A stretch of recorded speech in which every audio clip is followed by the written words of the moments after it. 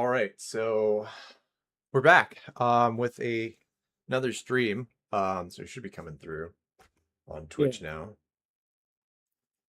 I'm here with Drew, and for anyone watching our channel, you may have seen the intro video that we had up, but this is the first game in our planned campaign for a Blades of Khorne versus Cities of Sigmar three-part campaign based on the Scourge of Acti General's Handbook and the Heartblood Offensive Action Crusade. So, yeah,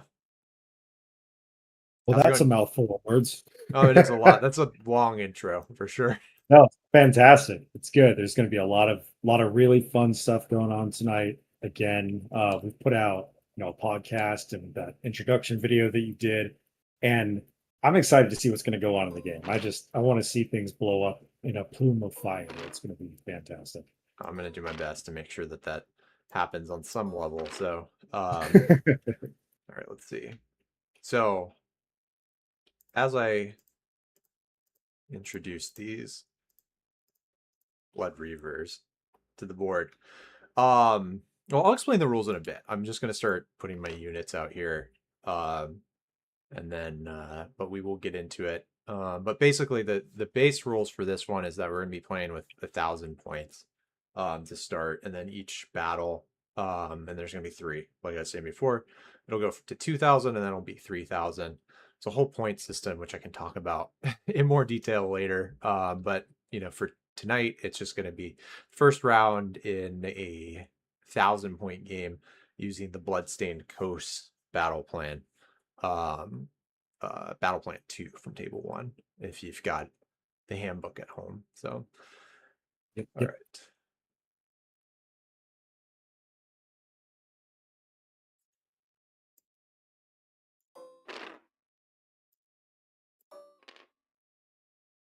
Let's see.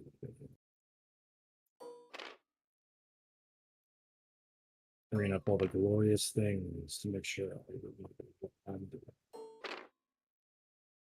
Aha. All right, so I got my units out. I think, oh yeah, they've got their manifestations.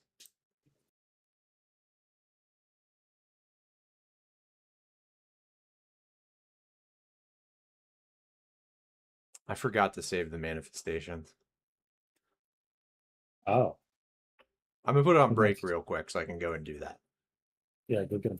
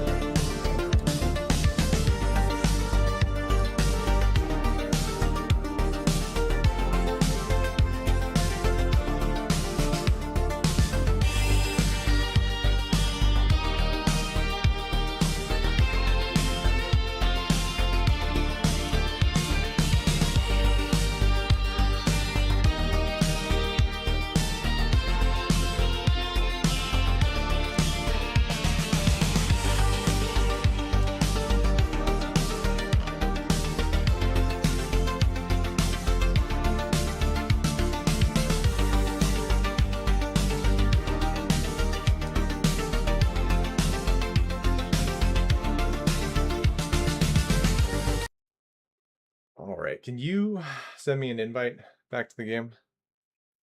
I wish I could, but it disconnected me. Oh, okay. Well, I am gonna start a new one, I guess. Okay. Yeah, we didn't have anything saved, so weird.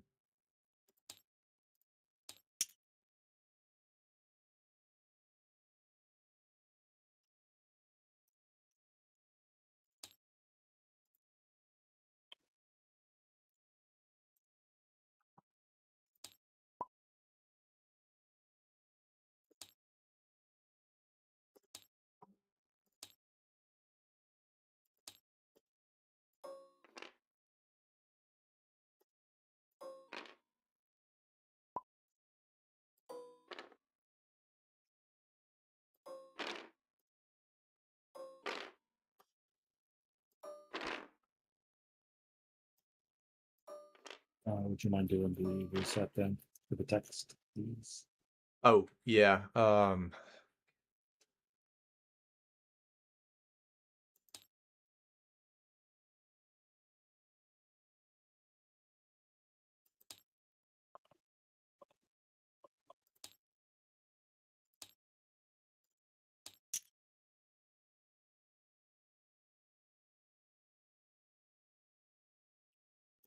Better now?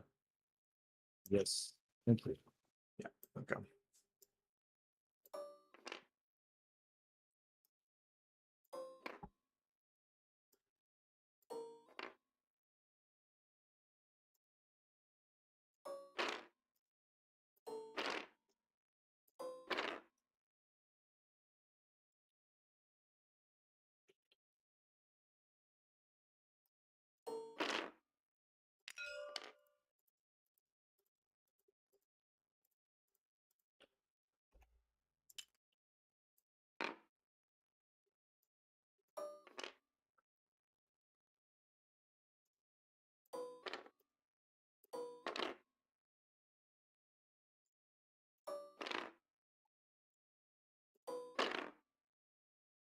Okay. All right. So I have my army out now. Okay.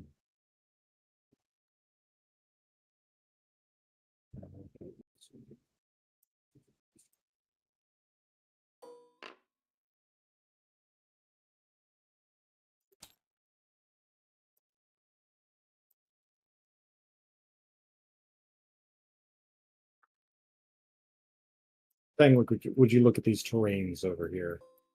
Yeah, these are great.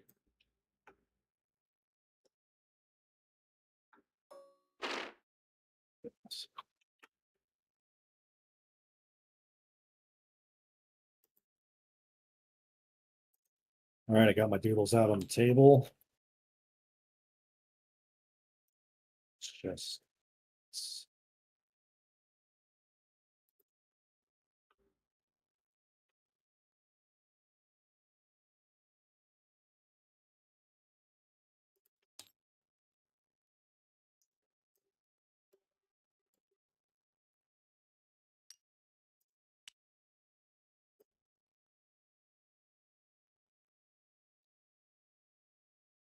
Whoa, what the hell is that?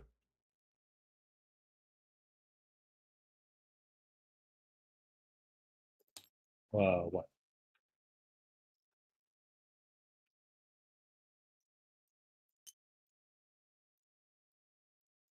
Hmm. There's some, yeah, I don't know. There's some weird artifacts that popped up. Oh, Are you seeing the objective markers on the table? I am not. No. Okay.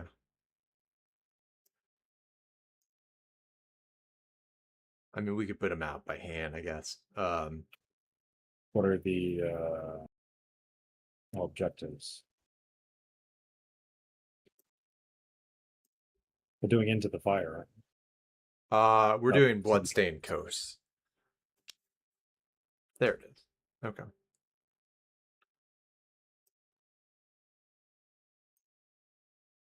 dang! Look at all those blood-stained coasts. I know, right? It's quite something. It's a diamond, or not a diamond, a triangle, pyramid. I know what I'm doing. We definitely we really do know what we're doing. This is our first game actually playing Scourge of Akshi. It's my first one too. I haven't had a chance to play a game since it was released. So um Yeah.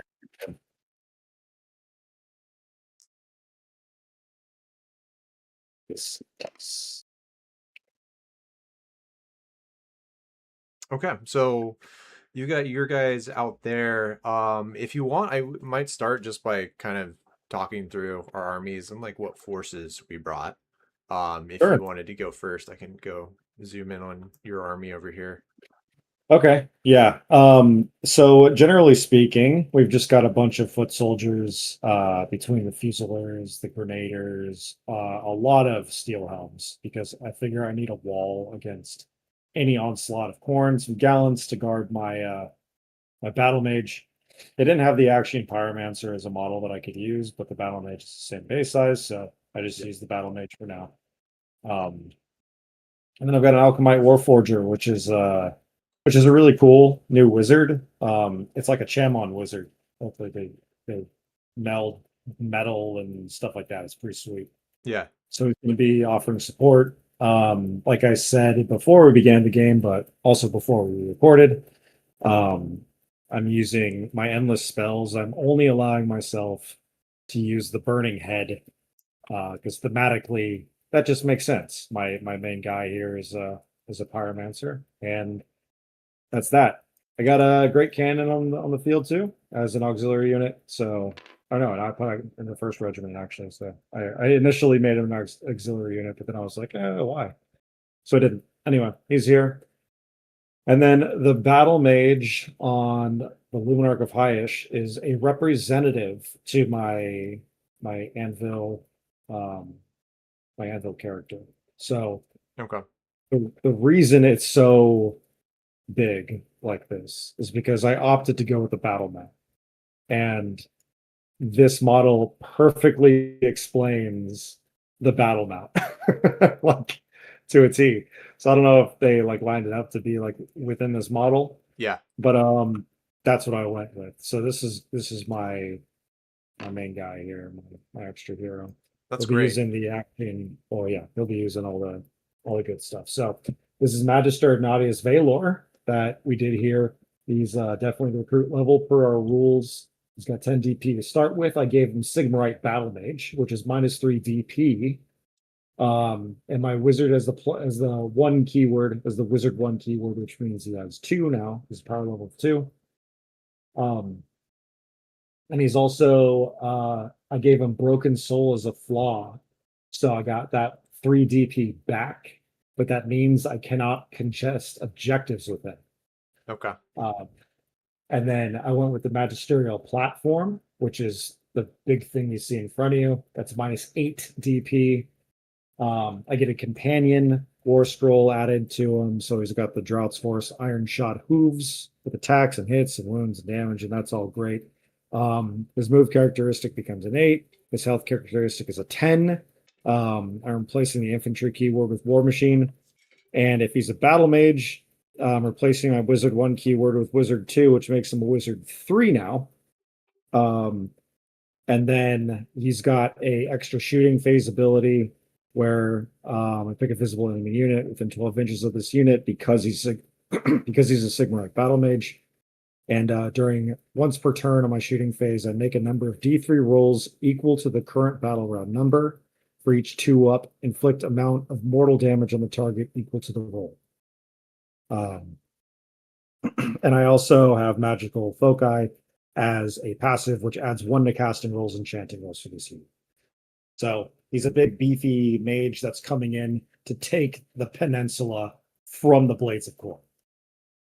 Well, that's great. That's exciting. And for anyone watching who's like, what unit is this and how can I, that's not in my app. It's we're bringing Anvil of Apotheosis characters, and the only limit on them is there's just 10 destiny points, which if you've ever done Path to Glory, you can make your own hero, and they start with like kind of a base stat line. And then you can basically just make decisions. It's like a build your own character. So Drew did that with his Ignatius Valor, who is, I guess, probably marching his army towards the Brimstone Peninsula, where there's been a lot of Khorne activity of late, which is also happens to be where this army of Khorne Bloodbound was headed. And so they've now met each other very suddenly. So this is my army over here, and it is led by a general, Deathbringer, so a lieutenant to the main army. So these guys kind of ranged ahead. They're unproven, they're hungry for battle, and they found it. And so this Deathbringer is their leader. He's brought with him some blood warriors here. So these guys are the strong infantry units of the Bloodbound, literally fused with their armor. They can never take it off.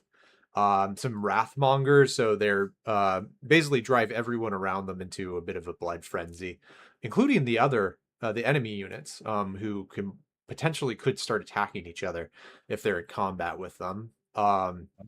The Skull Reapers, and so as their name says, their whole deal is they've sworn to Khorne that they're going to bring him 8 skulls a day, and so they need to get themselves some skulls, and that is the first regiment. And so in the second regiment, I brought a slaughter priest who is cool. These are Khorne's priests. Their thing is they do prayers relating, like boiling blood and all of that. And then the rest of it is just a bunch of blood reavers. So there's one of these regiments is actually reinforced and this is a Scourge of Akshi thing, but I gave them the bonus to the brass flesh um, ability, which is one of their, what is it, brazen mutations that as of the latest release you can give them. So the reinforced ones, they basically just get a 5-up save no matter what. That can't be lowered through any other abilities. It's always 5-up. And then the 10-person one, the non-reinforced one, no special bonus there. And then this additional Blood Reaver champion is my Anvil of Apotheosis character. So same destiny points, but his thing is um, he's a Red Raider, so he gets +1 hit if he's charged. He has Khorne's Retribution, so what that means is he takes a mortal damage if no unit is killed. I think every turn, and he only has 5 health, so he doesn't have a lot of time to get things done. I might double check that one because I think I just want to make sure that I'll check it during the battle, but that it is every round basically. And then let's see, the Butcher's Brawn, so he gets just +1 damage, so instead of 2 damage with his weapon, he does 3. His preferred prey is infantry, so he gets +1 rend against infantry, so that would put it up to 2 rend. And then Trophy Racks, which gives him an additional 2 control. So and if an opponent declares a fight ability with a unit that's within 3 inches of him, then he can do an immediate pile-in. Or sorry, if it's a unit that he's in combat with, he can immediately do a pile-in move. So that's it. I mean, his weapon is 5 AC, 3+ hit, 3+ wound, potentially 2 damage against infantry, and each hit does 3 damage. So, but his thing is he's basically just a Blood Reaver. And this is his opportunity to maybe shine and maybe become a Deathbringer himself. Well, wouldn't that be fun? That would be well, it'd be fun for some, not for the cities, that's for sure. I'm gonna try to well, yeah, you said the infantry thing, and I'm like, well, we're all infantry, aren't we? Yep. So, So end of any turn, if an enemy unit has not been destroyed by this unit, this battle inflict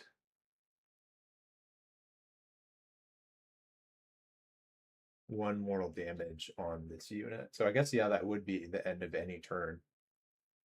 Oh, but I only have to do it once. So as long as I kill 1 unit with it, but it has to be destroyed by it. So he's got to do one unit or one model? That's 1 unit. Dang. Yeah. Yeah, cool. So one of those juicy Fusilier units, he's got to be the one to destroy them. So Yeah. I'm assuming that means that he's got to be the one to do the crushing blow. So Yeah, you want to strike last with them, huh? yeah, Well, not probably. strike last, but Or I'll have to right? wait, which means that he could get killed in the process. So so that's another thing with if the anvil are like custom heroes get killed, then we have to roll a dice right then and there, and if it's a 1, then they're gone from the campaign. Which is kind of a big deal because we get our points limit, and then we get the hero on top of that. Right now they're at the same points, but destiny points, but they could just die, and we don't have them, but our opponent will for the rest of the campaign. So anywho, hopefully we'll see what happens. But so that's my army. Did you want to talk your battle tactics? Sure. Yeah, the first one I got was flanking firestorm. So the first one, my affray is ambuscade. You complete this battle tactic at the end of your turn if two or more objectives or terrain features that you control in any combination are each contested by a different friendly unit that has more than 6 inches from friendly territory and is not set up this turn. Meaning, get up in enemy territory and take some objectives. Yeah. Or neutral, I guess. Just not your territory. Well, I don't know, 6 inches from anyway. Yeah. Get up out of the territory and get on objectives. Right. And then Siege of Ashes, form a wall. You complete this battle tactic at the end of your turn if two or more friendly units are wholly outside friendly territory, wholly within 6 inches of friendly territory, and within 3 inches of each other. Meaning get two units out of my territory, in your territory, and next to each other. Like Okay. right past the line. So you better believe I want to go first. Yeah. Right. You just want to like get in there and start Yep. doing stuff, which yeah, so that flanking firestorm one is going to be tricky. I actually have the same one. Oh, So good. I'm looking at this map, and so we got to be 6 inches away from our territory. So this one, it's such a big terrain feature, and it's supposed to be that way. So I don't think we should probably, stay true to that. It's actually 5 inches away. So this one in the middle here in neutral territory wouldn't qualify, which Wow. means for both of us, we really got to get upfield and in enemy territory, which is going to be difficult because we're both like right in each other's faces. So this might be a bit, yeah, well, that one, yeah, we'll see how that plays out. So my other battle tactics card is Burning for Vengeance. So for that one, you complete at the end of your turn if there's a different friendly unit wholly within each large quarter of the battlefield, and no more than one of those friendly units was set up this turn. I also have to declare a fugitive after all the deployment phase abilities, but before determining which player will take the first turn. So I have an idea on who that's going to be, but we'll hold off till then. So, I wonder. shall we roll? We shall. Yes. I got a 3. I got a 6. Oh. I'm going to attack. I'm Khorne. I Blades of Khorne. So Going to attack always. you're telling me you got to the field before me, the Yes. peninsula. The way I envision it, these guys have been running a ultra marathon across the fire ravaged plains of Akshi, just looking for a scrap. So Yeah, fueled fair, by hate. fair. So here we are. Um, Yep. and they found it. So okay. So with the rules being as they are, I think that would mean that basically I just deploy first or choose who deploys first. I think. You deploy first, but then you also get to choose at the end who goes first, right? Well, the person who finishes deploying first is the one who chooses who goes first. Oh, right. So yeah, you Right. would start the deployment though. Okay. Yeah. So, all right. So I will deploy first, and all right. So I'm gonna But start. as the attacker, you get 1 fury level, right? And since I'm defender, I get 2.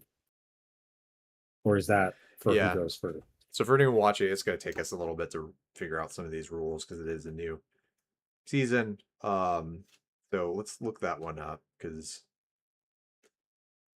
I got it here. Once per battle deployment phase. If you are the attacker, set your fury level to 1. If you are the defender, set your fury level to 2. At the start of the battle round, you must use this ability. Gain a number of rage dice equal to your fury level. At the end of the battle round, any unspent rage dice are lost. right, and then that we can use the eruption of fury and the fight through pain abilities Yep. doing that. So let me just check the opening rules for starting a game, see if there's anything. Okay.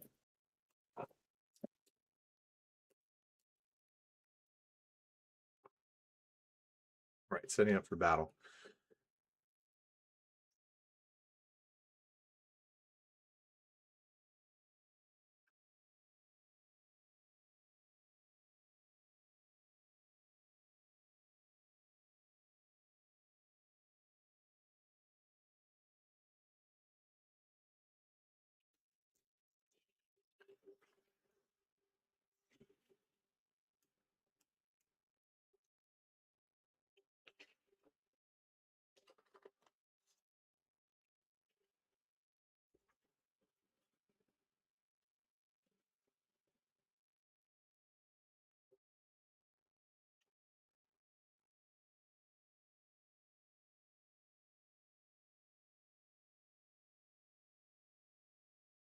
Right. Okay. The player who lost the roll off to choose territories decides who begins deployment.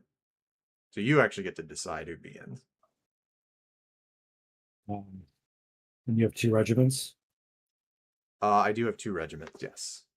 And I do as well. Okay. Um, let's keep it how it was going. I like the narrative. Speak. You will deploy first. Okay. All right. So I'll start off with my Deathbringer here. And so we just have to be 9 inches away from the center line here, which is not actually that line.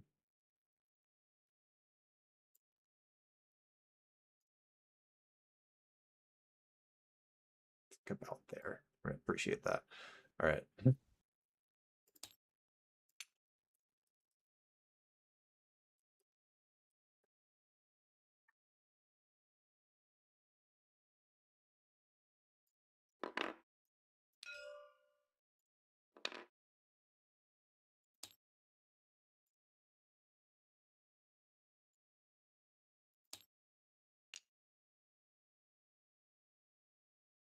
All right.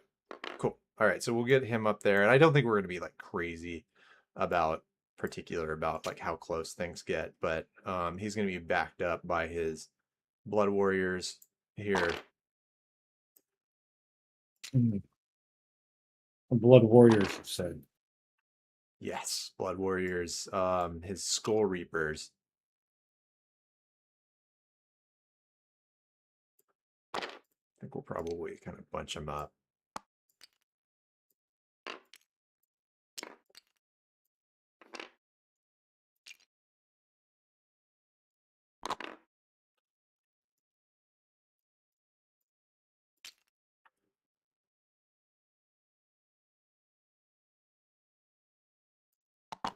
And then the Wrathmongers.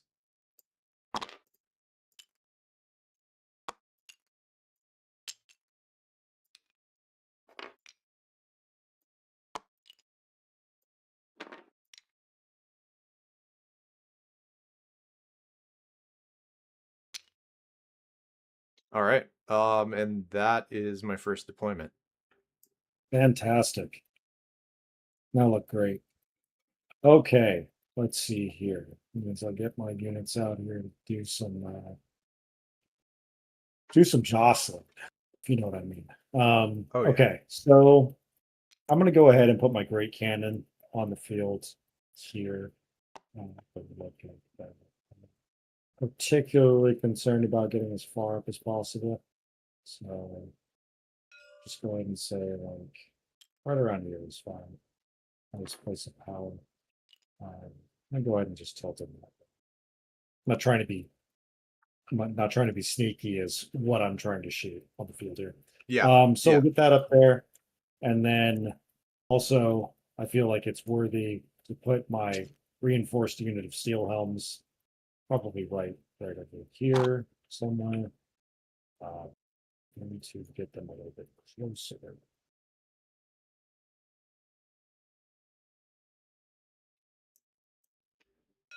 Perfect. So I'm gonna actually take my guy with that slightly.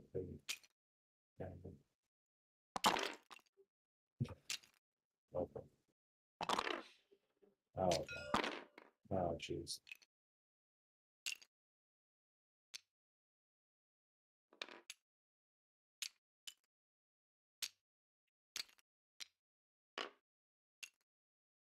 These guys are a mess. Absolute mess.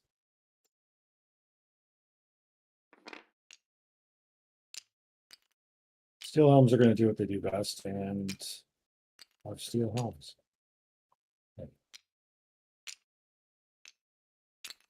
Okay.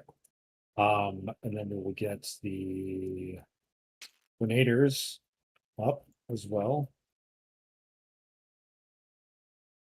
Here. Yeah, that's fine. And then I'll get my Warforger right up in here. Okay, that is my first regiment deployed. Okay. And then my second regiment will set up, and this is the Slaughter Priest and his lovely congregation. And they're going to kind of set up across from your guys over here. Hmm. I see. Interesting. Interesting that. Interesting how that worked out. And his very large congregation of Blood Reavers. Um, yeah, Very a interesting lot of them. indeed. Hmm. And his choir of Blood Reavers behind him. There's a lot of Blood Reavers And going on. and this extra Blood Reaver of no significance who might have a little something extra behind his axe. Sure, So, sure. Yeah. and that's my other deployment. So that was it. Okay. Um, so I understand this correctly. This is a reinforced unit of Blood Reavers with another unit of Blood Reavers. Yes. Right. Fantastic. That's awesome. Okay. Yes. I I've love dubbed it. I this love one the having Blood congregation and this one the choir. So Cool. All right, I'm about it. Let's get some gallants on the field. They're gonna be geez, probably over here, I would imagine. And then we got to get some fusiliers back here. This green is just it's obscuring terrain. Is that correct? What is so it's looking like here? right. Yeah, exactly. So they can go over it. We won't do like trees or anything like that. Okay. And they're obscured if they're inside of that, which I'm guessing your guys can shoot. So that might be a problem. Many of my guys can shoot. Yes. I'm going to put my battle mage right behind these guys here, and then we're going to put big war machine cavalier mage guy back here because I don't want them getting charged right away by any means necessary. Okay, so that's my second appointment. Okay. All right. So just kind of looking over Drew's units here. I'll get a little overhead shot so we can kind of show how things break out. All right. And then do you know how to turn off the deployment zones? Deployment zones, I believe we just go to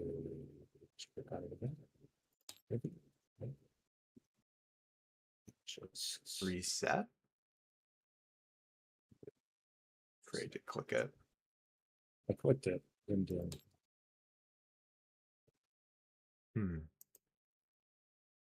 Oh, there's buffer zones over here. Oh, Oh, now see, now the scale thing is off. Now that I clicked reset. Uh-oh. yeah.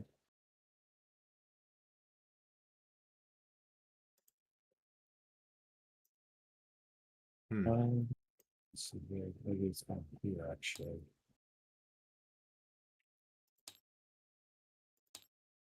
And this is subjective. This is supposed to be. This is buffer zones.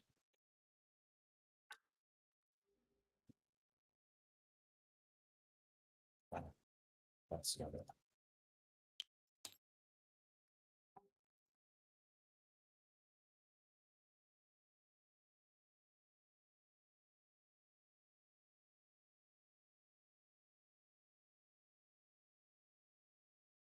Nope, no idea. Dang. Okay.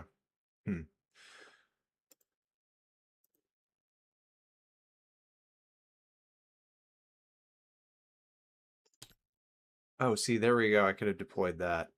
That's a 6-inch deployment buffer. Oh, there's Yeah, a so 9-inch one up there. yeah, like how do we turn off the Thought it was. delete? Oh, okay. Hold on. Delete. Aha. There we go. Nice. Yeah, I had to really be a little bold there. It's just like, let's just delete and see what happens. Yep. I saved beforehand, but yeah. Okay. So, we have deployed our armies and yeah, we're doing a deployment phase abilities, and this would be the time when I declare the burning for vengeance, who the fugitive on your side is going to be. So, Okay. um, so your giant sorcerer with his magical whiz bang is an Yeah. affront. What about him? He's a he happens to be an affront to everything about Khorne, and and so they are definitely going to be the fugitive. Um, and probably, I mean, there's some. I think you got an alchemist warforger, so that's a bit of a distraction. Yeah. But yeah, Khorne. For people who aren't familiar, Blades of Khorne, and Khorne himself hates magic with a passion. So that's a thing. It just happens to It be is. that your hero is a sorcerer. So Yeah, there's a lot of magic on my side of the field. So I can understand maybe why you're displeased with my hero character. But yeah. get over it. Well, there's a way to settle this, right? So we'll see how this goes. This is this will be fun. Gonna make a Um, fugitive out. My gosh. mhm. You know it. All right. So did you have anything, post deployment that you wanted to do? I don't think so. Maybe. Probably not. All right. So we deployed all the regiments, used deployment phase abilities. Uh Determine that if the first battle round, the player who finished setting up their army first decides who will take the first turn. Unless of course I'm gonna go first. Blades of Corn. So Yep. so I will go first. But before I do that, I think we'll take a break real quick. Okay. And then when we come back, I'll get started with my stuff. Sounds good. All right, be right back.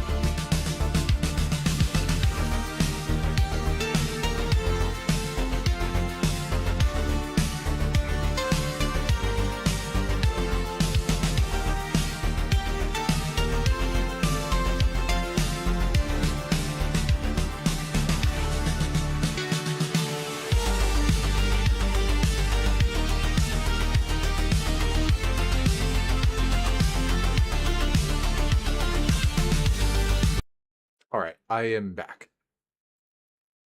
All right, welcome back. Okay. So yeah, let's get started.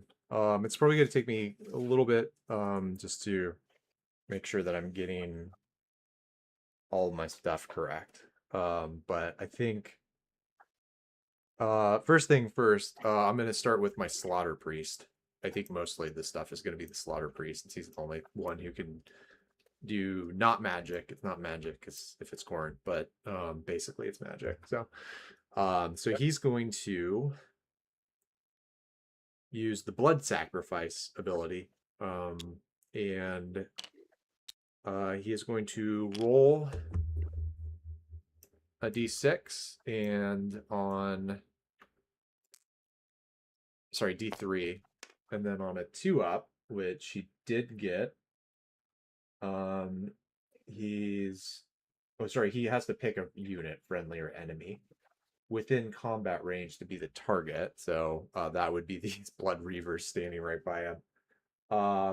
And that unit is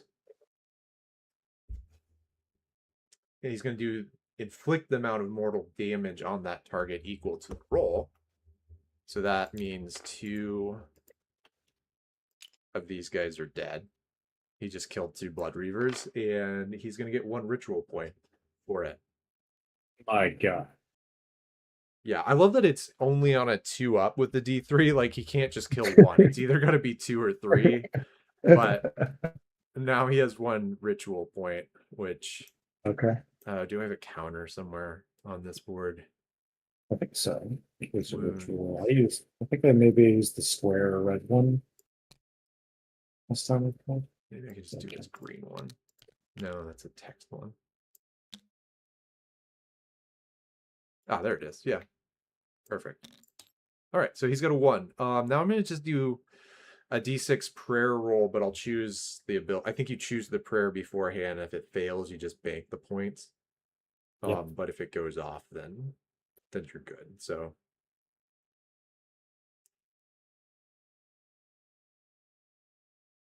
okay. Do you have a unit within 18 inches of mine?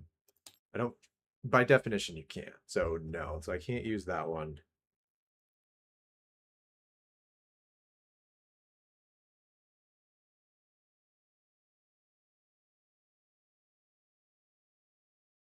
Okay. So he is going to do uncontrol or try to cast uncontrollable rage on this big Blood Reaver unit next to him.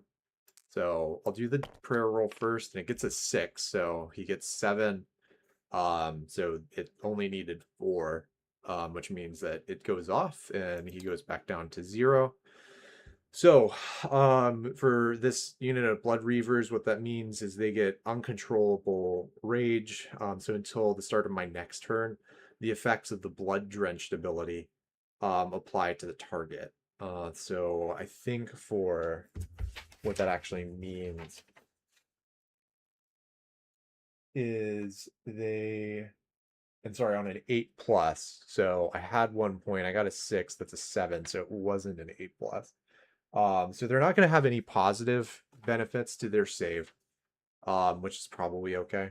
But they get crit mortals, basically, since they're bloodbound. So that's good until my next turn.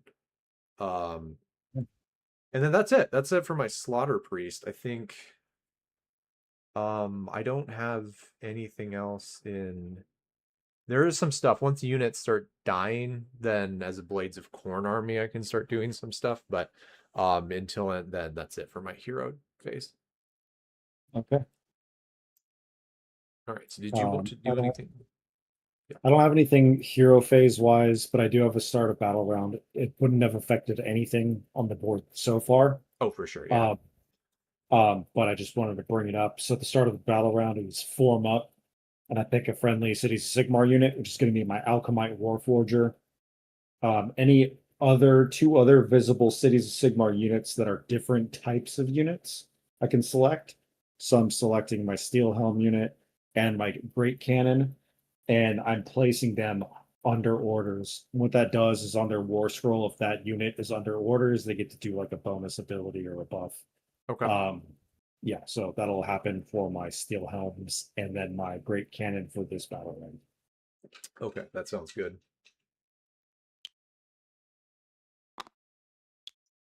That's it. Okay. All right. So that would mean I move straight to my movement phase. And it's easy for Blades of Khorne unless they're a manifestation. They all move 5 inches. So, No. I think the first one is going to be the Deathbringer, and he'll do a run since there's no way I can. Well, I mean, he could. There's no way he's going to get into combat if he doesn't run. So he's just no way. Yeah, we'll see how this goes. So he gets a 5, which means he can move up to 10 inches. Let me turn on the auto thing here. Oh, let's see. Do I have that on this?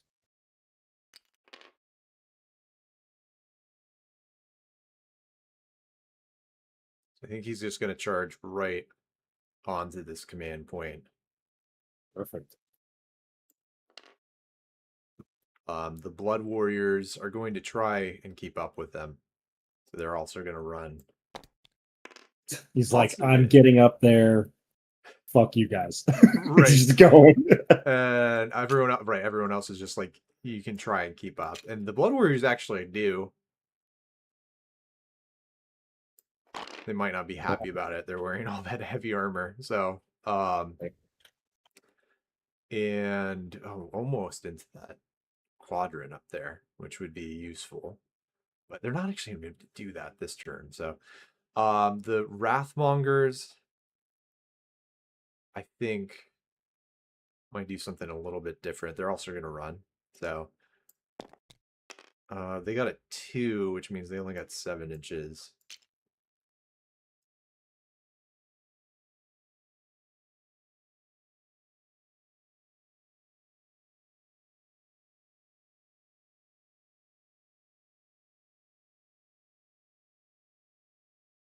Yeah, so they're going to follow these guys up here. And then these Skull Reapers are also probably going to want to get into the action here. So we'll do a roll for them. And they only get a 1, so they're only going to go 6 inches.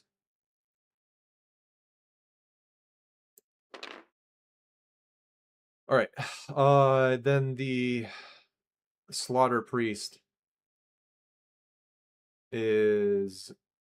We'll just lead. I think the Blood Reavers will actually lead off with their run, see what they get. And they get a 6, so they are super motivated to move. And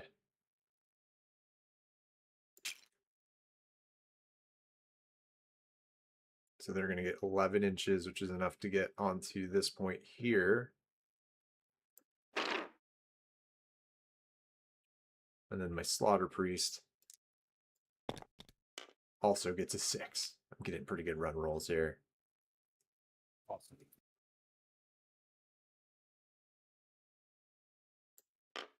I'll run for my hero guy, who also has a 5-inch run. So he just gets a 4. So that's going to give him, what, 9 inches? I think he's going to go out over here. And then lastly, we've got our other Blood Reavers. I think I might.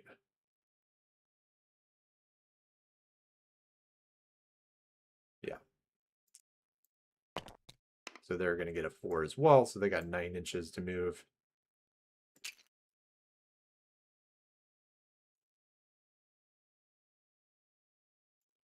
They're going to go that way. So that is my movement phase.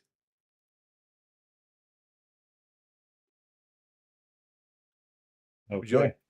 like to do a redeploy? No, I'm not gonna redeploy. Okay, great. Shooting phase. Get ready for all this shooting I'm not going to be doing. So I have like a little cheat sheet to tell me what units can do things during which phase. I just put LOL on all the boxes for the shooting phase. Fair enough.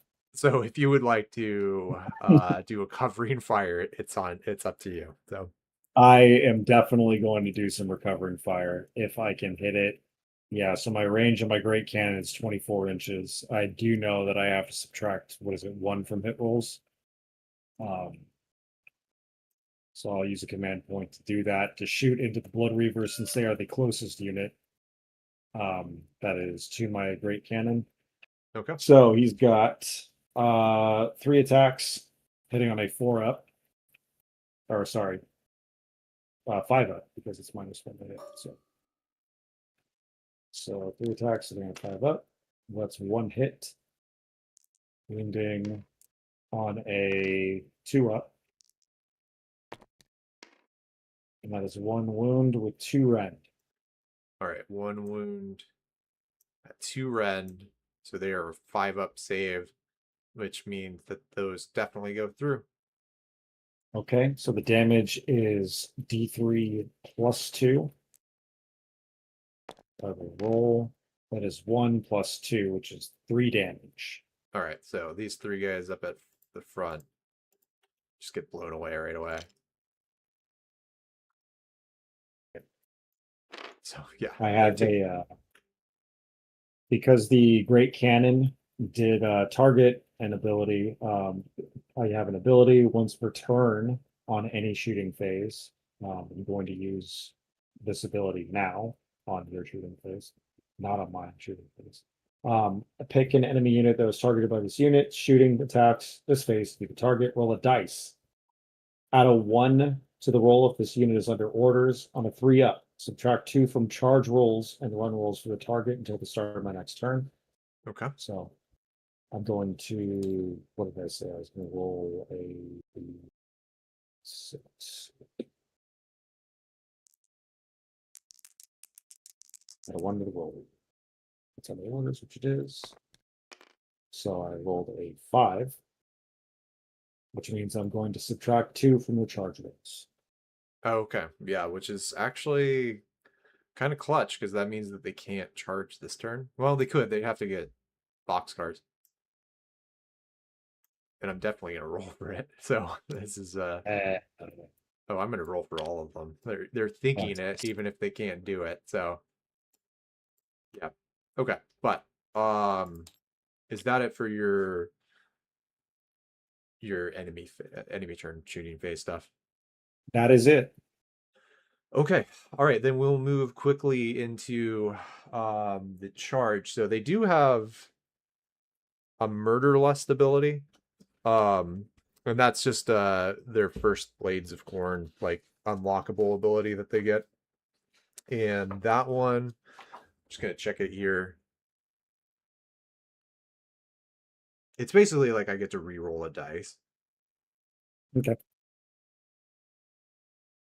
You can place one of the dice in the charge roll with that value. If you do so, inflict D3 mortal damage on the unit that charge, using that charge ability after the ability is resolved.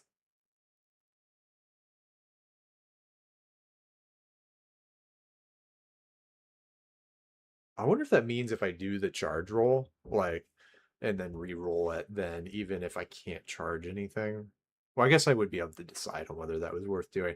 All right, so the Blood Warriors, I think, let's see what is within range. We have, yeah, this one's 10. Blood Warriors would need an 11 as well. I don't think any of them have a charge bonus at the moment, so they're just gonna have to do straight up 11. So we'll do that. Add a dice here. Would any of your rage dice be able to be used for, or is that only the combat phase? Can you use rage dice for charge? I have no idea. That's why I was bringing it up. Maybe. I think the charge is its main thing. Yeah, let's read the rules here. To make sure we're getting it clear. Eruption of Fury. Oh, okay, that's within combat. Yeah, it's end of turn actually. Oh, you're right. It is purple. Sorry, my light's off in my room. Yeah, no I thought it was worries. black. I thought it was combat. Yeah, so it's like you get an extra. Attack at the end. Yeah, right. So Okay, that's sorry. why. I just wanted to bring it up in case there was something you could buff your charges with. Yeah. Well, here we go. So I can't buff my charges with it. I just got to get an 11 on its own. So That's pretty cool. all Let's right, so I'm go gonna 11. do the Deathbringer first. He gets a 3. It's not gonna work. I'm not gonna re-roll those ones because it's not gonna matter. The Blood Warriors will get a 6, so that's not worth re-rolling either. So there's no charging this turn. They're just filled with spirit, but They are filled with spirit, and you're on objectives, which is, I mean, come on, that's pretty important. it is. Considering. Yeah, you're gonna have to. It's gonna be pretty bloody to take them back, which always works out in Khorne's favor. So I love this army. Okay. I'm just Um, There's no losing. Okay, so that's it for my charge phase. Did you want to countercharge or try and countercharge? Oh, kinda, kinda, yeah, kinda. Hold on. What would I need to get? What do I need to get here? I need to get a 12. Or I guess an 11, technically. Uh, You can get a 10 10. from that A 10 will much. do it for the Steel Helms into the Blood Reavers. A I 10 will will do say, because it's a gotcha thing, the Blood Reavers are +1 Yeah, rend if they're charged. yeah, right. You have the anti-charge, right? Just I'm yeah, double checking that because sometimes I write things wrong.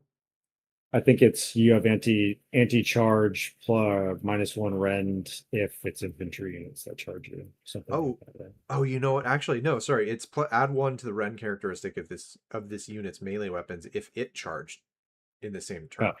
So yeah, oh, actually, if you charged it, then you would take that away. oh.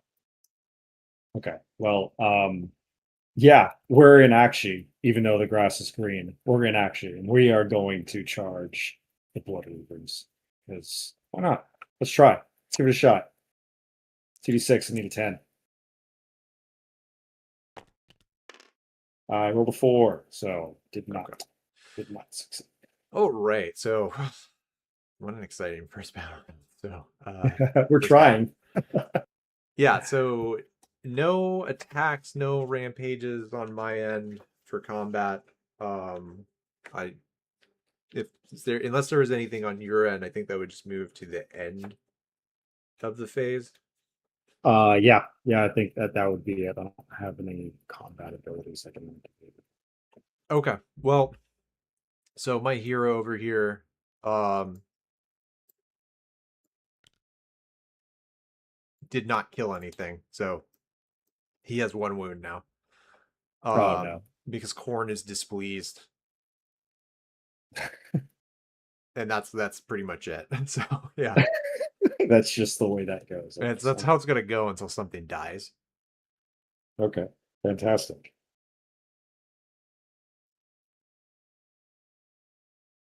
Let's see.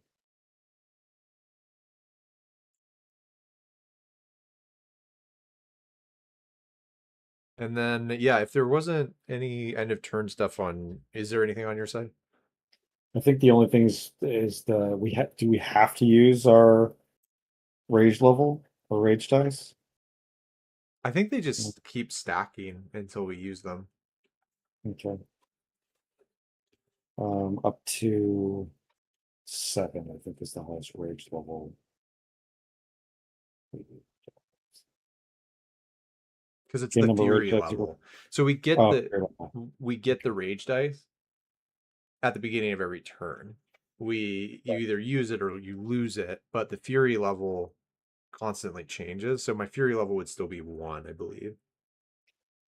Yeah, so your level doesn't decrease, but if you use Simmering Rage to get Fury, no, you get Rage dice. If you use Simmering Rage to cash out your Fury level, use those dice. You lose them at the end of the turn if you don't use them, but your Fury level's unchanged. Got it. Okay, Right. so you can only have a max of 7. Okay, And then once we start using the rage dice, then the fury level will start to change.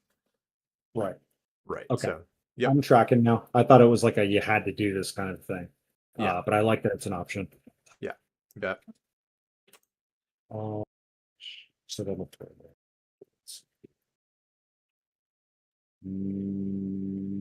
no, nothing.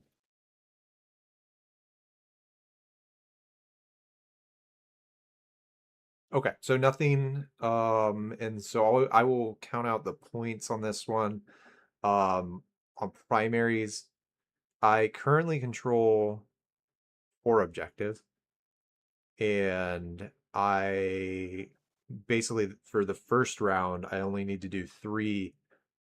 Um, sorry, if I control 1, then I get 3 victory points. If I control 2, or more objectives, I get another 3. And then in the first battle round, I score 4 if I control more than my opponent, which I do. So that's 10 points there.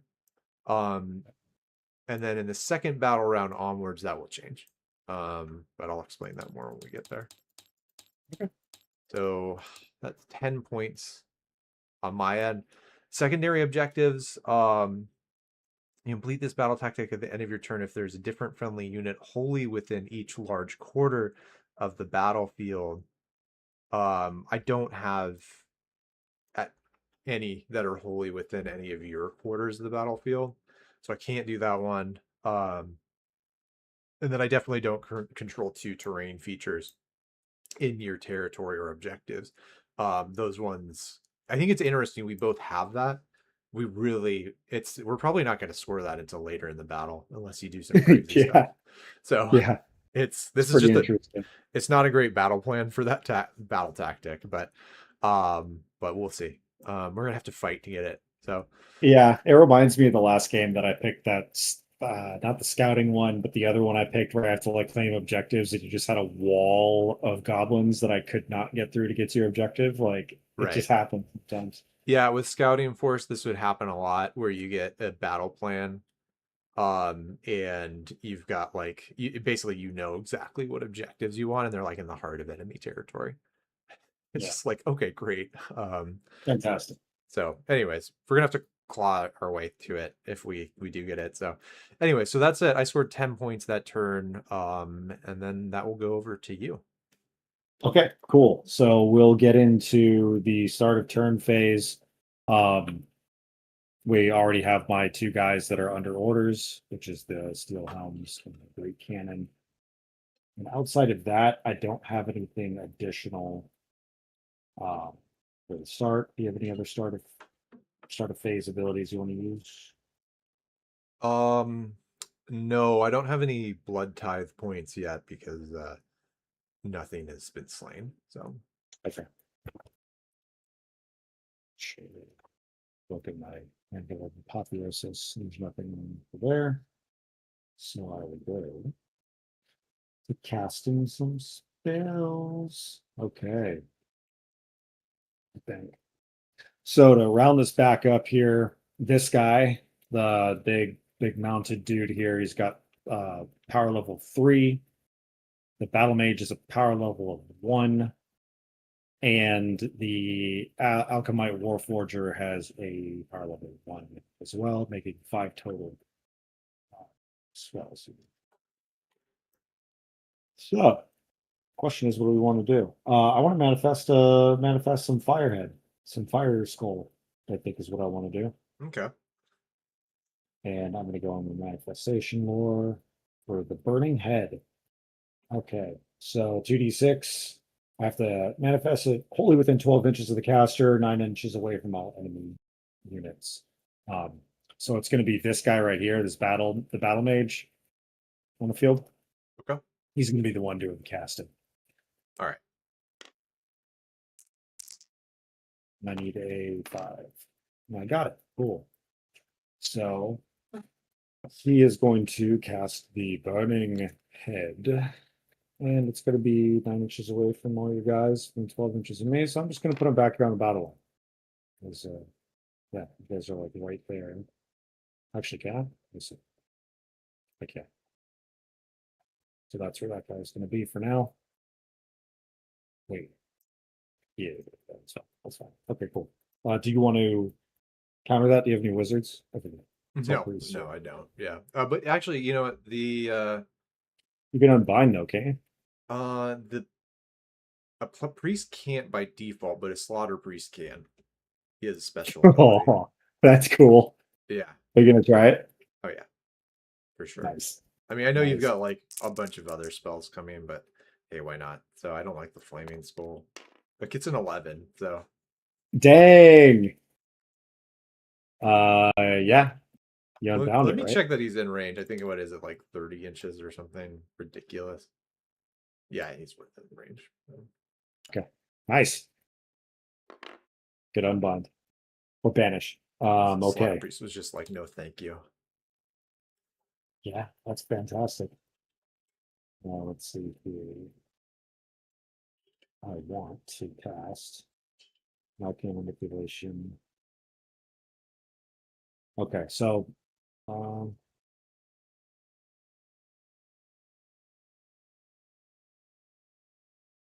okay. So I'm going to try to self buff my battle mage back here. Okay.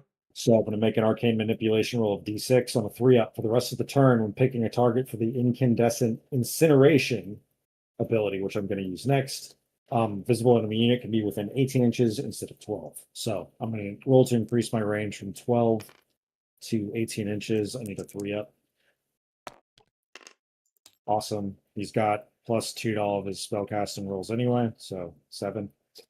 I don't know, that's just a hero phase ability. Never mind. It's a spell roll. So he's got 18 inches now.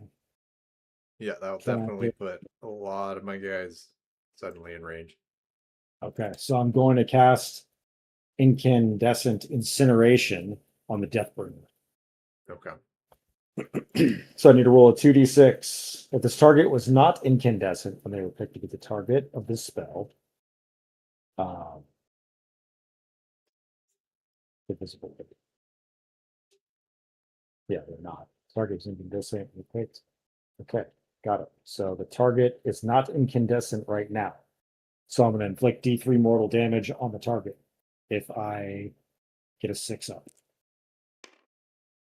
Well, yeah, so +2 to my spells. So 5, 6, 7. So I do. So D3 damage on the Deathbringer. Okay. Now I'll just check if he has a ward. I think he does. No, I don't. No, he actually doesn't. Really? Uh, yes, those go through. Yeah. All right, so that's 3 damage. I have to inflict D3 mortal damage. Oh, okay. Yeah. So that is 2 damage. Okay. And that target has a debuff of incandescent. So he's like shiny. Yes, It's like a light very bulb. shiny. He's just Very shiny. a very scary buff light bulb. Okay. And so what that means is that on the next one, if I target them with the same spell, it just automatically does 3 damage. Can't make ward rolls to them. Okay. So it's like a dot damage. Okay. And then next up, I'm going to see my Warforger. Oh, I'm not. Wait, am I? What's that? Yeah, I am. So my Warforger is going to use a hero phase ability. Pick a friendly Sigmarite unit, which is going to be my Steel Helms.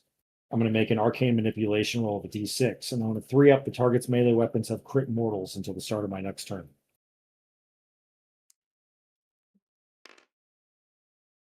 Just a d6. Go. I rolled a 5. So they have crit mortals. Okay. Well, so we got 2 units facing each other that have grip morals right now. Fantastic. They're very angry.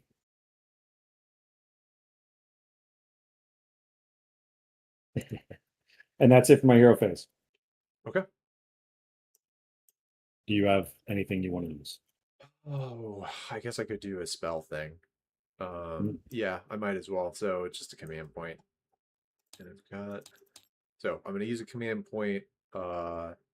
And oh, so I can do that, right? This is my first time actually playing with a priest. I've never had one before. So um just checking Yeah, I the think so.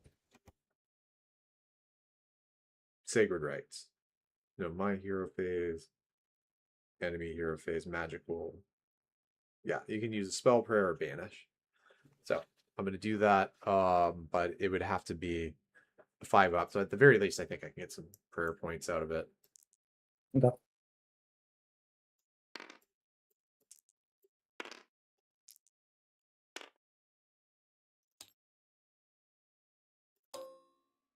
All right, and then I think what I want to actually try and cast is,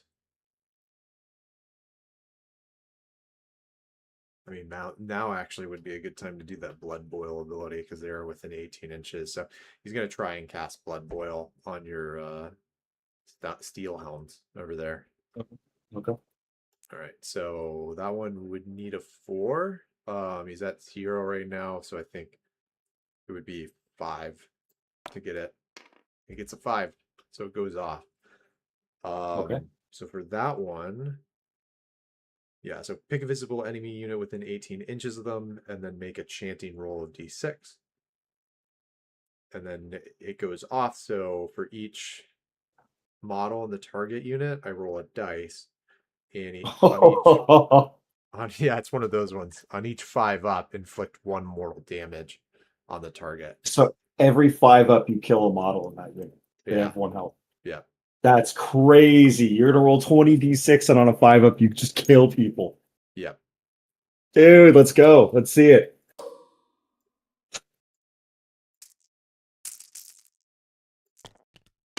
So that's Oh, 6 mortal damage. wow. They don't have wards, so we'll just blow up the back line here. I guess they're at the front, aren't they? So we'll just do that. 6 up front. 1, 2, 3, 4, 5, 6. Dang.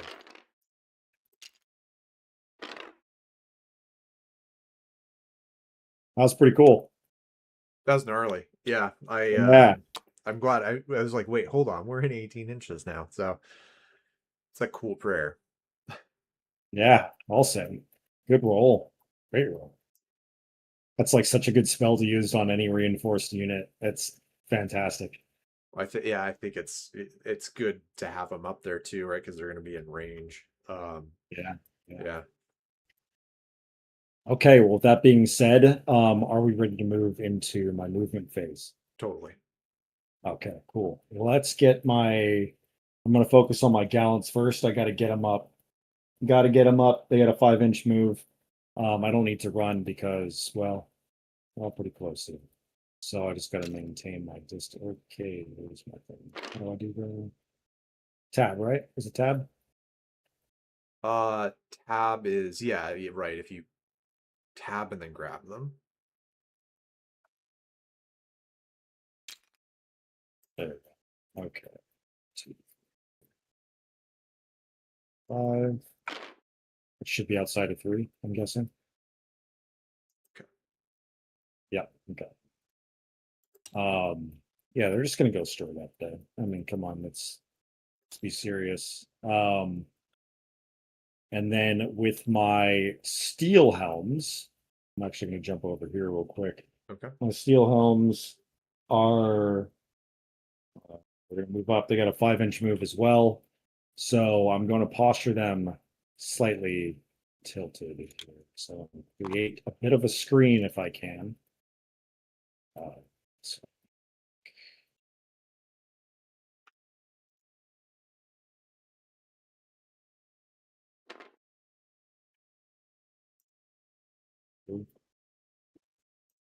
okay, good. Okay.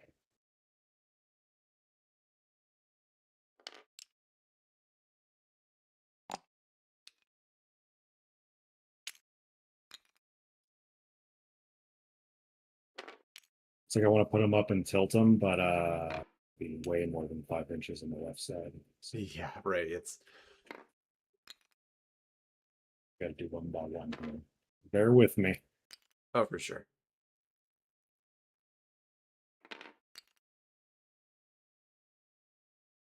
This is where people that are watching can go get some water, go to the bathroom or something. Like, oh, he's moving 10 models or Right. 14 models. Or go to sleep and then just watch the edited YouTube video in 3 days. Yeah. Okay, good. Good. Okay. So that's that. And of course, the intent is to charge into the blood reavers. Of course. Yeah. Just Yeah, it's like we're that all, line we're is all going to last for like 10 seconds. And then yeah, exactly. All right, the Warforger's got 5 inches of movement, so I'm going to move him as far. Actually, I'm going to run with him. Yeah, I'm going to run with him. makes I'm sense. just going to roll for it. Got to get him on that objective. So I got a 6, which means he can move 11. So we're just going to move him just on the objective, right on the objective, but a little bit back because I don't really want him to be in combat yet. I'm not quite there. So yeah, we'll have him there. Okay. move my buff tokens up with my steel helms, and then my fusiliers, or my grenadiers. Sorry, the grenadiers are going to be next. They have a 5-inch move, and I'm just going to move them forward. So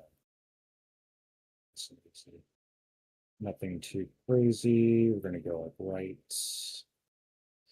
right. Okay. And then, of course, the Great Cannon's going to roll his happy ass up. He's got a 3-inch movement, so he'll just go 3 inches. Yeah. 3, which hopefully gives me a little bit more line of sight in the center field, which is what I was looking for. Yeah, so I got 3 inches there. Now I'll jump over here to the Fusiliers. Trying to move as quickly as I can and get another units out here. They got a 5-inch move as well. This makes it very easy. Everyone's got 5 inches of movement, and they're just going to move up 5 inches. Lights is fine, and then the wizard can. Well, I've got 10 inches of movement. No, 8 inches of movement because of the mount. So I'm just going to move on over Chonder.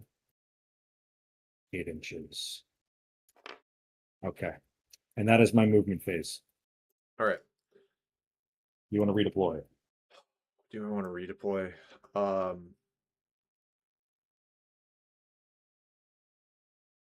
Yeah, I think I will. So I'm going to spend a command point, and I'm just going to roll over on your side of the table.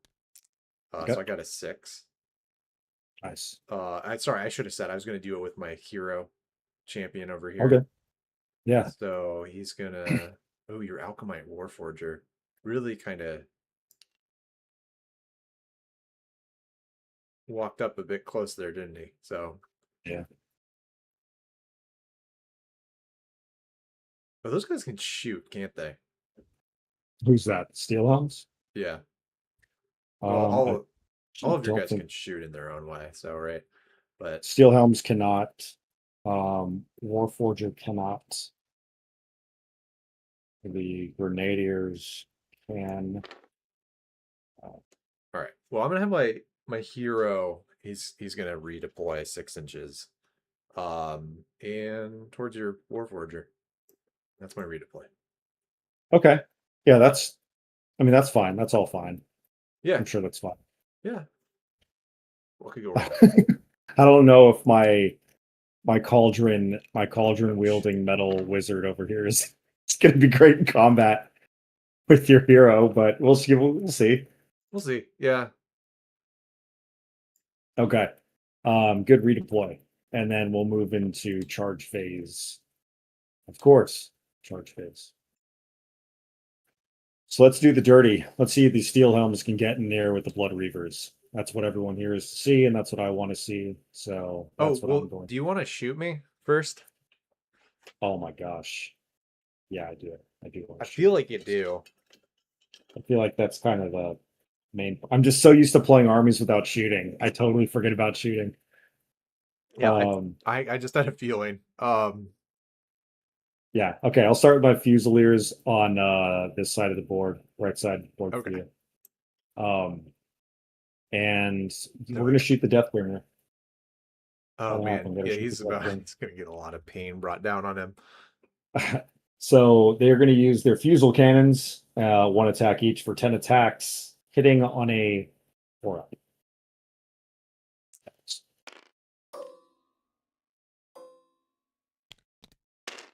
All right, so that is 1, 2, 3, 4. That's they're wounding on a 2-up. That is 2 wounds with 2 ren. 2 wounds, 2 ren, and that's gonna make it a 5-up save.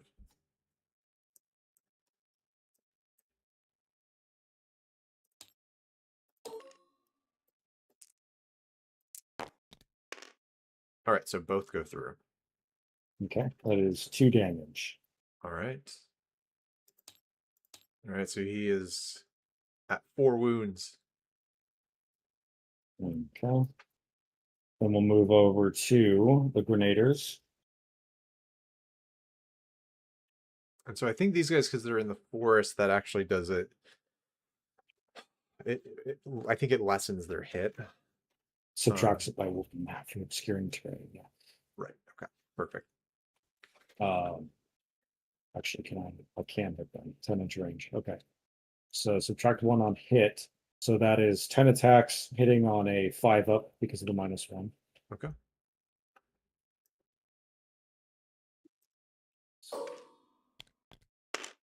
All right. That is 3 hits. Wounding on a 2-up. That is 3 wounds, 2 rend. Okay. Yeah, let me actually, sorry, that enhancement, I should have read that. Right, okay, sorry, the brass flesh thing says unmodified save rolls of 5-up for this unit cannot fail. So they always get their 5-up save. I guess is how I Okay. read that. So how many hits was it? It was 2 hits. 2 hits. 2 Okay. So these will save on 5-up and both go through. So that's 2 of them Okay. off the It's board. 2 damage. Okay.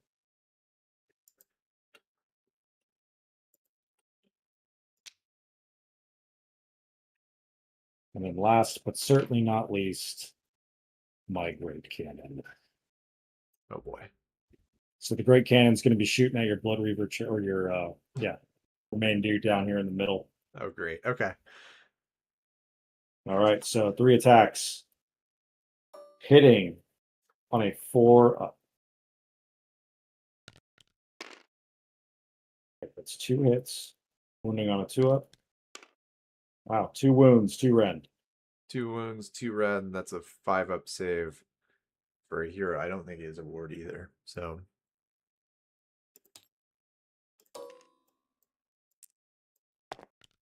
gets 1 save. 1 save. Okay, so 1 damage goes, or 1 wound goes through, so it's a D3 plus 2,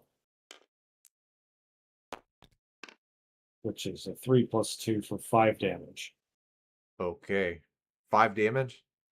All right, Yes. so he is dead. That's his health is only 5. So, okay, so that puts him at, right, would have been put him at 6 wounds. And then so how this works is when the hero dies, I roll a dice, and on a 1 they're dead throughout the entire campaign. On a 6 they come back to life. Otherwise they're just dead for the rest of the match. So Come on, 6. Come so on, 6. he's not obliterated, but he is wounded or slain. So take him off the board, and was not made to last. So but Khorne gets his blood. So I think for the purposes of balance, I'm not going to count that one as a blood tithe point because that's designed with the points limit in mind. So Yeah. yeah, if it were another unit, I would get a blood tithe point for that. But yeah, that it's not going to apply in this case. So there we go. Okay, that that's about how I would picture it going down. Like he charged the set. He saw an Alchemite Warforger and was just like wizard, and then just charged like crazy, and then the giant machine gun that was sitting there took him out. So It was like the opening scene of Saving Private Ryan. Only it was one guy who was half naked carrying an axe charging the right, beaches of Normandy by himself. right, and like all the other clumped up Blood Reavers are looking at this one crazy Blood Reaver, and they're partly inspired, partly like, don't be that guy. Yeah, they're. I mean, I think they're jealous. Honestly, I would be jealous if I I was think them I think the because. Slaughter Priest approved. I think Khorne Well, approved in his own way. narratively speaking, the middle of the field was wide open for your hero to charge down and slaughter a wizard out on their own, and they went out in a blaze of glory and machine gun fire. It fits quite well. And I could see your slaughter priest maybe taking the advantage to control the warband, but who's to say? I don't know where this narrative will go. Yeah, we'll see what happens to our hero. So and how that goes down. But yeah, what happens with this army too? I mean, like, yeah, you've got a lot of guns, so You have a lot of guns. And it will only work until melee range. right. Then So things get spicy. So yeah. All right, let's get these. That's all my shooting actually. So yeah, do you okay, have anything? You got LOL in your shooting phase, so no counter shots. that's So correct. we'll get Yeah. in a charge. We'll get in a charge here. All right, let's get the steel helms into the blood reavers. Let's see if we can make that happen. I want to see that super bad. So they got a 6, which I think gets me up there. Does it? Does it? Can it? Does it not? Oh Oh, my gosh, I don't think it does. oh, 6.6. No oh way. no. Damn. Oh no. Oh my gosh, I failed that charge. Interesting. Okay. Um, I guess we're holding off on that then. Next, we'll move over to the gallants. Then they're going to charge into the Deathbringer. So that's the goal here. So that's a 7. No, it's an 8. I can count. I know I can count. All right, 8. I think that does it for me. I think I can get that. I think the wire. Yeah. I think so gallants are going to come up here. Awesome. Okay, let me move this stuff out of the way.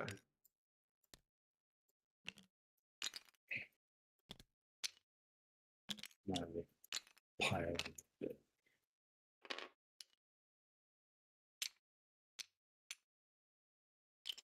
Cool. So gallants are up there. Okay. The next up, of course, the Fusiliers are going to come up against the Blood Warriors. I need a 7. Yeah, I need a 7 to beat them. 6, 7, exactly. Perfect. Just gonna get them up. Get them up. Um, that's it. That's it for my charges. Do you want to counter charge? Yes.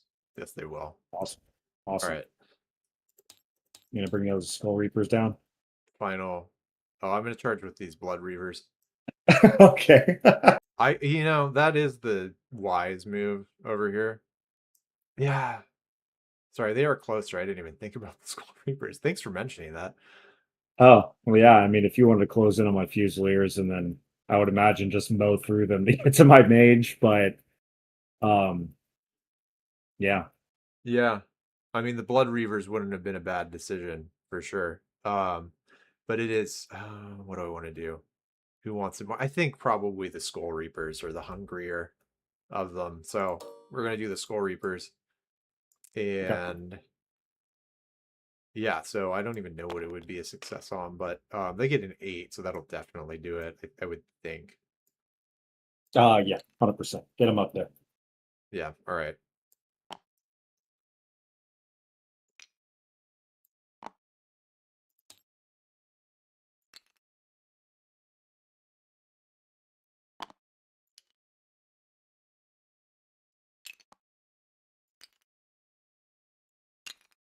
I can't believe we both failed to charge in on each other.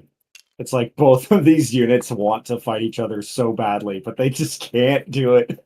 I know. Yeah. It's right. I think this is the big round 2 battle over here. Yeah, So yeah, we'll have. I mean, I did this. This is gonna be gnarly on the on your left flank here. yeah, But which is actually where I think, I mean, this is the more like strategically important part of the battle because that's where all the objectives are.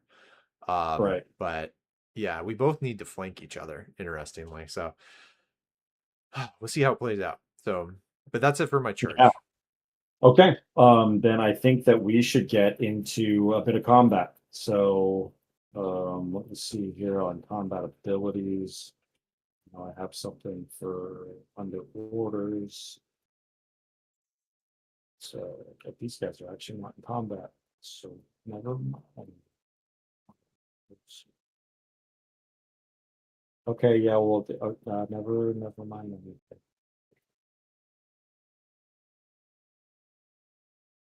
Really? Huh. All right, never mind. But I chose the wrong guys to be to be under orders.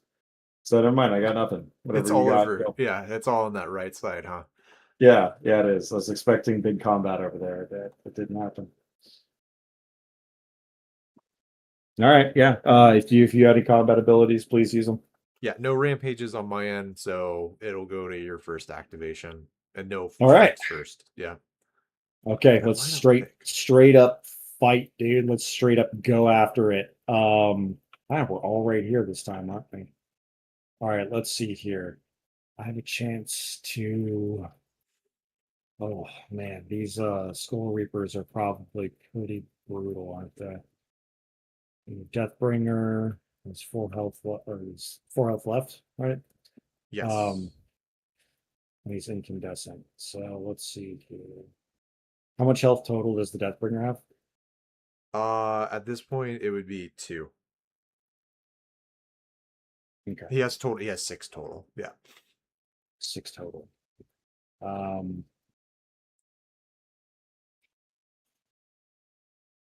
let's uh let's pile in with the gallants on the Blood Warriors. I think is what I'm going to do. So, here.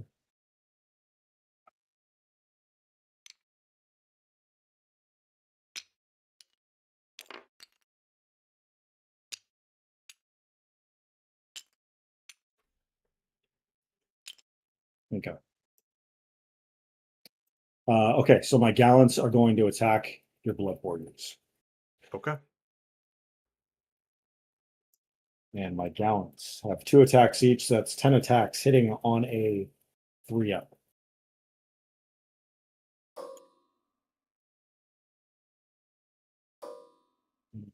So again, 10 attacks hitting on a 3-up. That is 6 hits, wounding on a 4-up. That is 3 wounds, 1 rend. Okay. So that'll be a 4-up save.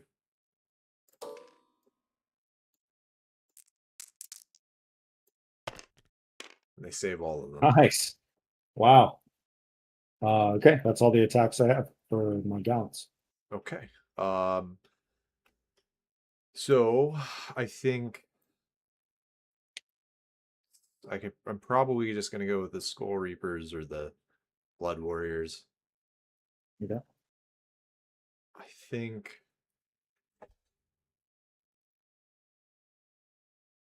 we'll do the Reapers first. So yeah, they are gonna have so they have crit 2 hits, and then they're gonna have 4 attacks each with their demon forged weapons. So that's gonna be hitting on a 4-up. Hmm. So what is that? 20 attacks? It's 20 attacks hitting on 4s.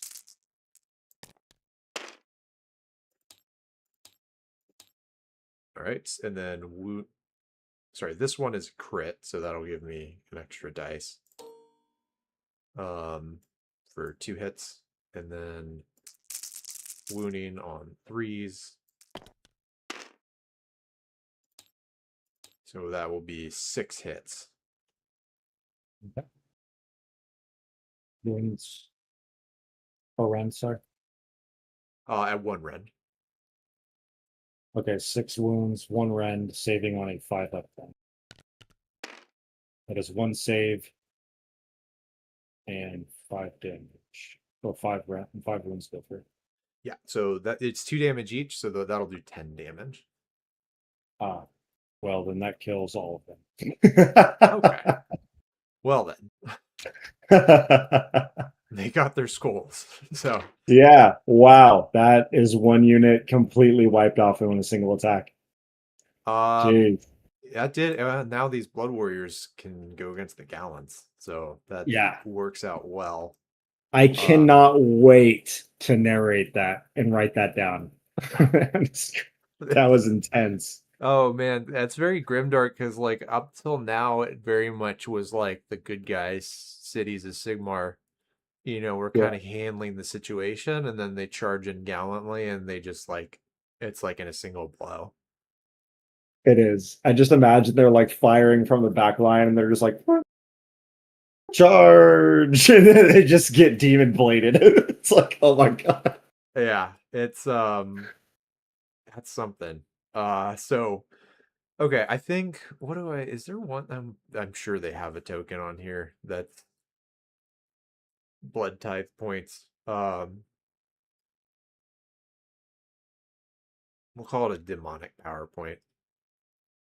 Blood tide points are So yeah, anytime any unit is slain in this battle, um, they get a blood tithe point. And at the beginning of any turn or my turn, I'll look it up, but I can spend those to unlock abilities that makes my army progressively stronger. The more things die, yeah, the stronger my guys get. yeah, that's awesome. They do have the mark of corn.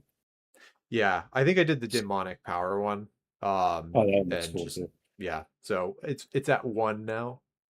Okay. And then yeah, so that should be that. All right. All right, so now we go to my activation.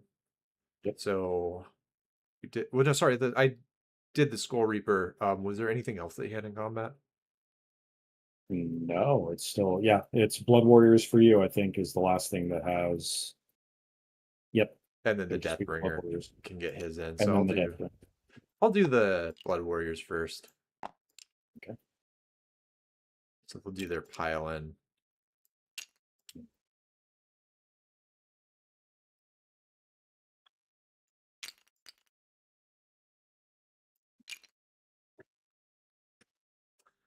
All right, against your free guild gallants.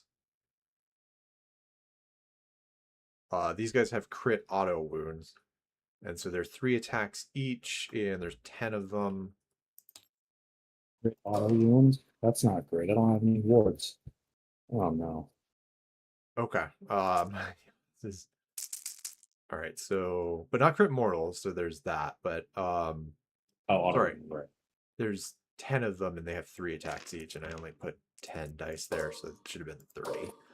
Yeah, yeah, you're short just about 20 dice. So Okay, so now that's fixed. Um Hitting up on 4-ups. okay. All right. Oh, come on. So Oh no. so 5 of these are gonna be auto wounds. I wonder what happens when you actually click the auto wound button. Yeah, Move sixes off the mat. I'll have to Oh, try that next time. that's cool. You just click it and move sixes off the mat. That's Oh, it nice. does. Okay. Cool. All right. Well, I will do that next time. Wounds on 3-ups. Mm, Okay. So that will be how much is that? 13. 5, 7, 12, 13 at one Yeah. rend. 13 at one rend means that I'm saving on a 4-up, which means that 7 wounds go through. No, I it's think the other way 6, right? around. Because How these do are I all always do saves. that? Yeah. I Yeah. always do that. Sorry. Yeah. So 6, only 6. 6. And there's only 1 damage each this time, so it's just 6 damage. Oh, okay. So you just killed 3 of them. Perfect. Yeah, just 3. That's no big deal. 1, 2, and 3. My goodness, did they try? These poor gallants. How many are there left? Oh, 2? 2. There are 2 left. Well, this big, angry, shiny light bulb, probably pissed off about it Mm, too. mm, mm, Is mhm. gonna Yeah, do we'll see what happens. gonna do his bit now. So, and he does it. I've got a couple of enhancements on him, so I'm just gonna check what those do. I think they're both hero phase stuff, but yeah, pick an Swing enemy unit hard, that has dude, because you're about to blow up in fire next turn. next turn. Yeah, we'll see when we get there. Um, roll D3 for each target on a 2+. Yeah, okay. Nothing yet there, but he will do his attack. So he's got his Kingslayer axe that has crit 2 hits. It's just 4 attacks. I think this is probably the first moment where the rage dice is going to come into play. Really? Yeah, because it's end of turn, right? And I think I can Yeah. do it on my turn too. You might be able to do it Yeah. with your turn. So, It's just end of turn. Well, yeah, if my guy survives. But right. Okay, so hitting on a 3-up. okay. All right, I gotta give one crit, so that's going to be an extra. We'll delete this one, and then I get an extra hit. And then wounding on 3-ups. All right, so 3 wounds at 1 rend.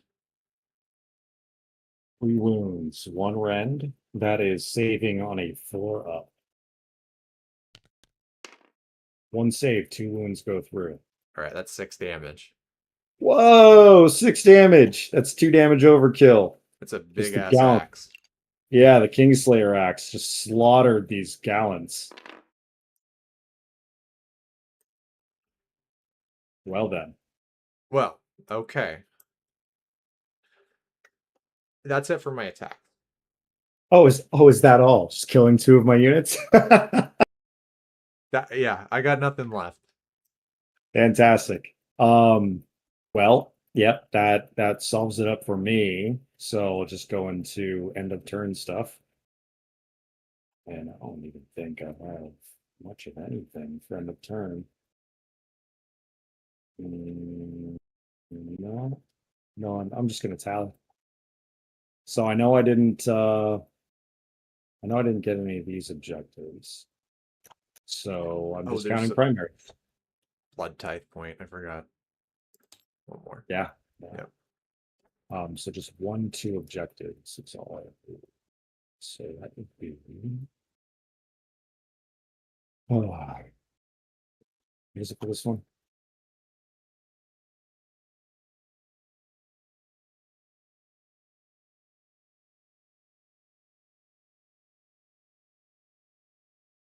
Two.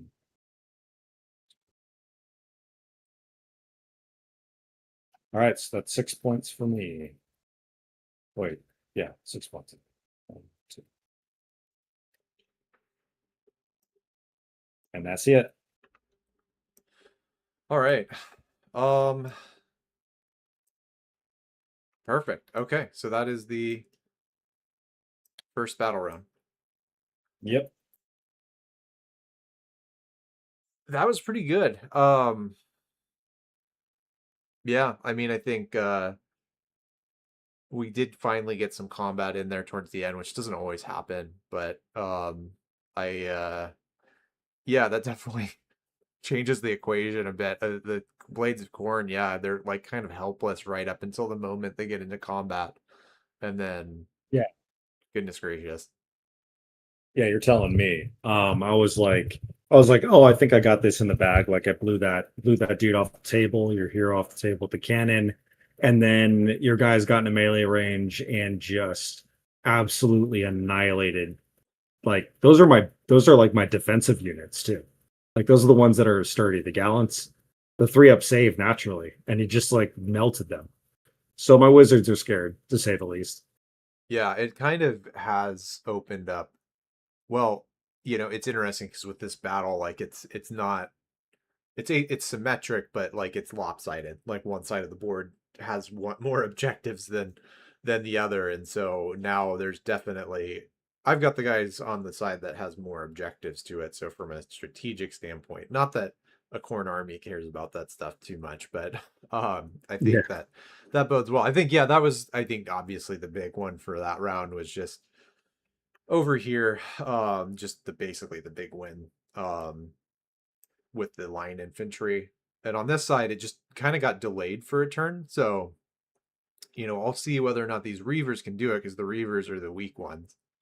Um, I guess depending on who gets priority next turn, they might get their charge, which will give them a buff. But they're not going to have the blood rage bonus. So, yeah, It's going to be tricky, that's for sure. it is. Yeah, that cannon might be able to get some work done. You almost got the Deathbringer, so that would have been a big swing too. Yeah, I mean, I'm hoping that I'll get to go first next turn because with this incandescent, I'll just light him up if I can land my spell and Yeah. just do 3 damage to him. Um, but if I can't do that, then I don't know what I'm gonna do. Just I'll keep trying to cast fire spells, I guess. Yeah. And I think we'll play this one in either until army gets tabled or until yeah.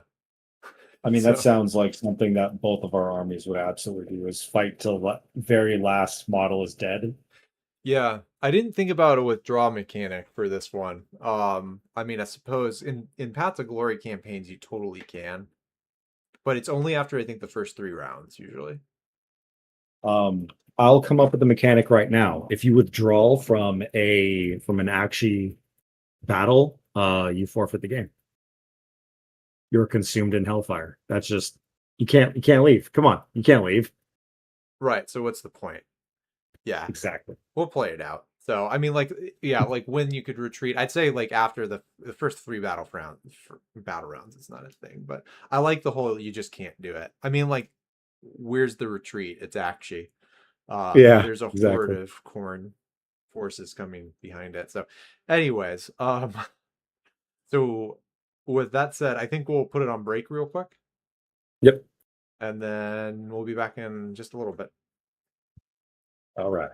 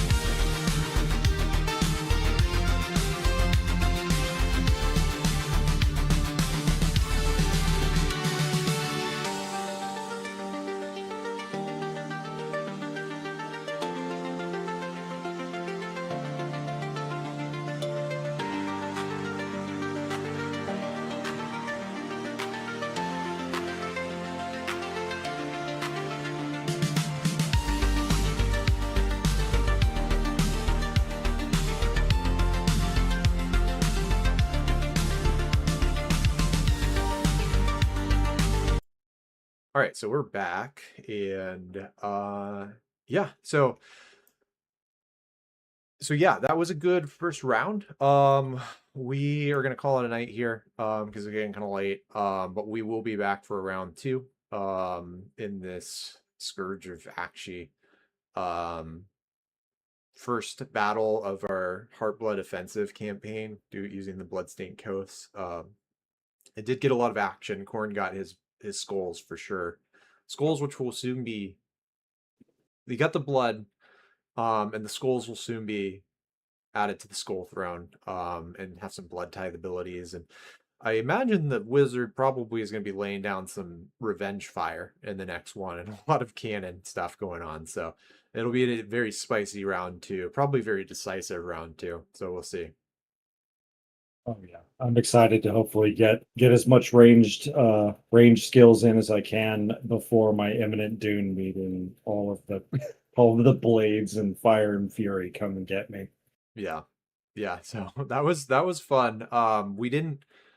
I actually never got a chance to use rage dice. We weren't in combat in the first turn, and the second turn, everything in combat died on one side, so there was nothing to use Mhm. rage dice with. So it'll Yeah. happen eventually.